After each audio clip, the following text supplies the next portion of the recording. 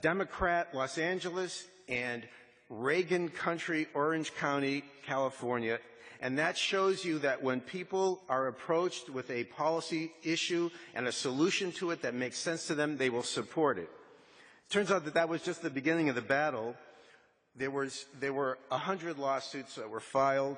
The insurance companies were relentless. We've defeated every single one of them.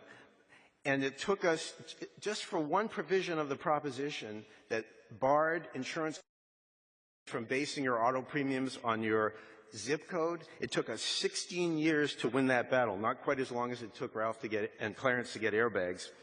But it took us 16 years. That perseverance led to an immediate $1.4 billion in rate rollbacks, $100 billion in savings for motorists alone.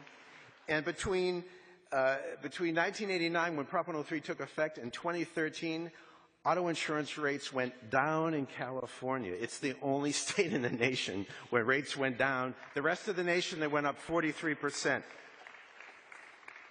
And yet, of course, you can't even read that slide, so forget about that. That just describes the average in California for auto insurance premiums. And then, sorry, a little bit of a delay. Okay, then they come back at us. In 2010, one of the insurance companies puts an initiative on the ballot to try to repeal part of Proposition 103. They spent $17 million on ads like this, you know, vote yes on Prop 17, and they used our own tactics against us. They said, if you pass Prop 17, it'll lower your insurance rates. But it didn't work. We had to raise $1 million, and we did the following 15-second ad. This is a consumer alert. Why are car insurance companies spending millions to pass Prop 17?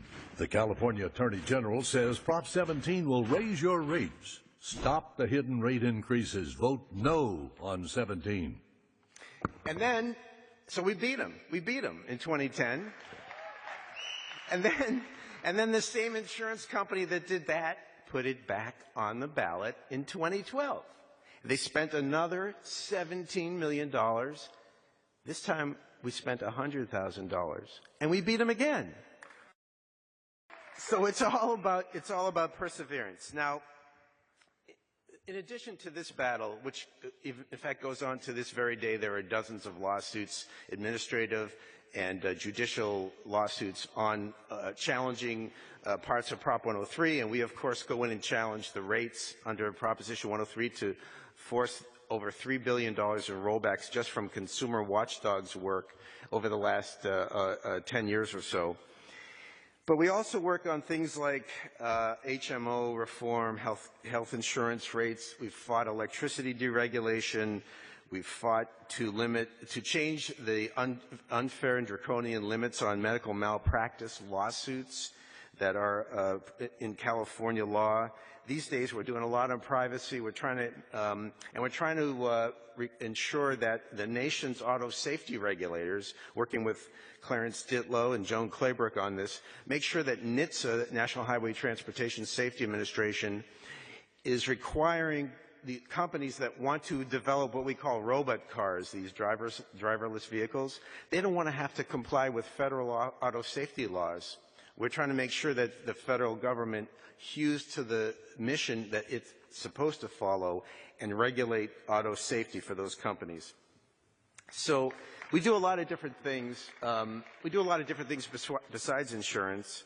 But I want to move very quickly and just speak to those of you in the audience who are at the beginning of a possible career in citizen advocacy or thinking about whether to spend the rest of your lives devoted to the public interest. And I've kind of distilled my experience into 10 tips that I'd like to convey. First, find a battle and jump in right away. Now, there are lots of projects out there. Be a volunteer to get started and get a taste of it before you decide. Don't think you can't do it or you're not skilled enough to do it. For example, there's a big ballot initiative campaign scheduled for November to regulate prescription drug prices in California. That needs a lot of volunteers. Start by jumping in. Number two, you got to work hard. time and time again, as Ralph indicated earlier, a handful of committed people can defeat Goliath. In fact, Margaret Mead said, "Never doubt that a small group of thoughtful and committed citizens can change the world. Indeed, it's the only thing that ever has."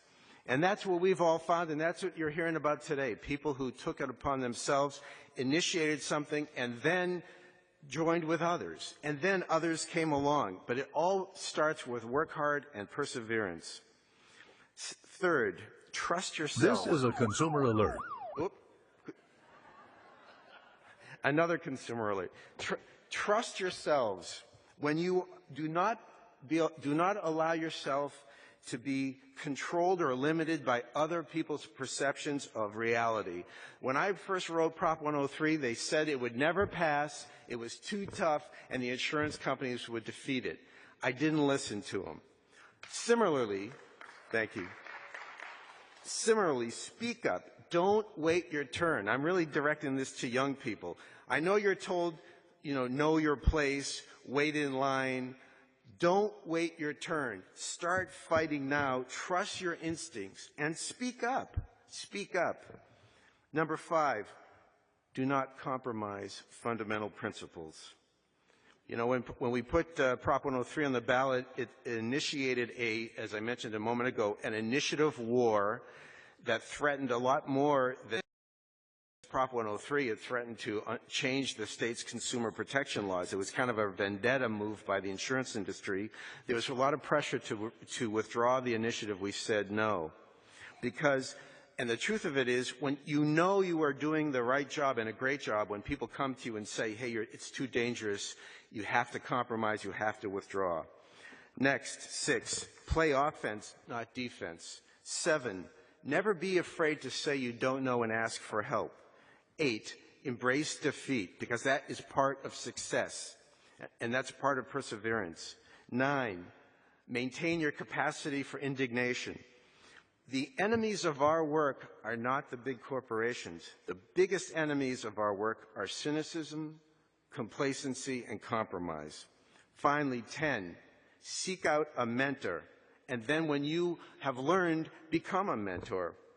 One thing that struck me today, many of the speeches from people from this podium made clear that the work that they were doing had really originated in the inspiration and training from Ralph Nader, who has built and inspired so many institutions that will be as proud and enduring as Constitution Hall. We are all grateful to Ralph Nader for the work he has done, not just for consumers, but for building institutions. Thank you.